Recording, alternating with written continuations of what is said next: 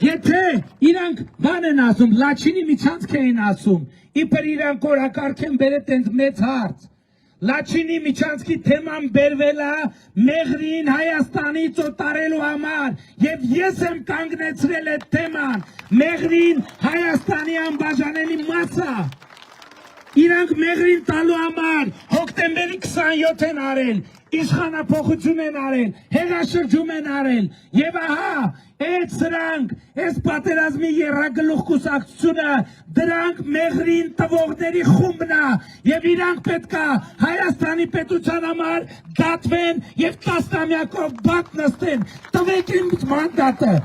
տվեք ինձ այդ մանդատը։ Ես ասում եմ, բոլորը գծերը անցել են։ Կալուգացի օլիգարխը, Ռոբերտ Քոչարյանը, այն բելարուսացի են մեկը, պետքա նստեն բանտ, ինձ տվեք այդ մանդատը, նրանք պետքա 10-ամյակ անցկացնեն բանտում, եւ ես ձեզնից մանդատ եմ ուզում, այդ պլանը իրագործելու համար, եւ ես ձեզ ասում եմ, նրանք Մեղրին տվողներն են, ես ձեզ համար ապահովել եմ Հայաստանի տարածքային ամբողջականությունը եւ Մեղրին Սյունիքը հարատև Հայաստանի Հանրապետության անբաժանելի մաս է, սրա մասին այս ընտրությունները։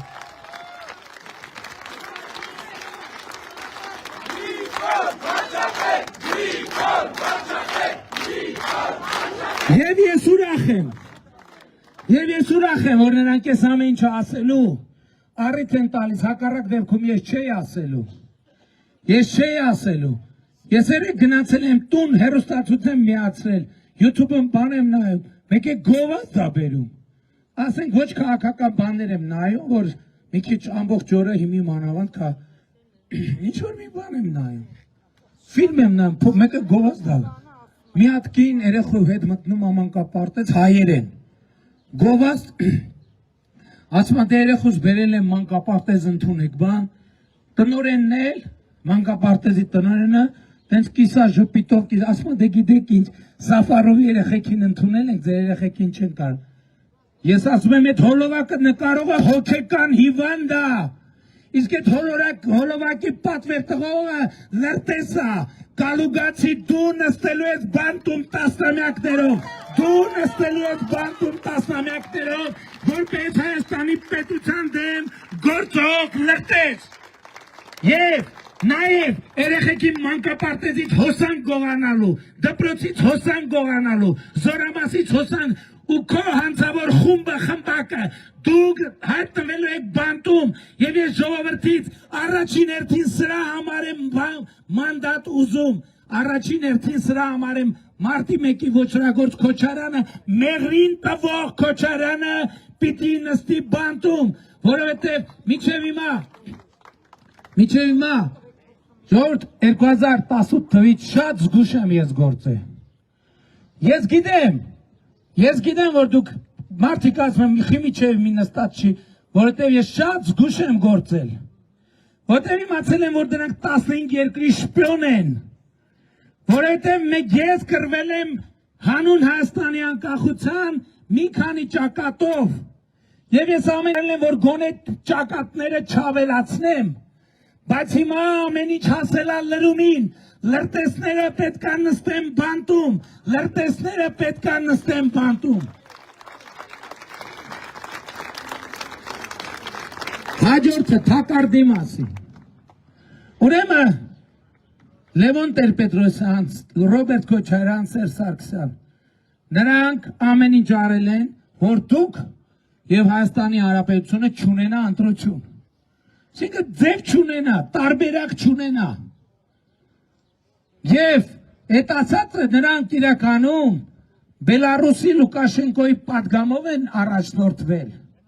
եւ այսօր էլ են դրանով առաջնորդվում,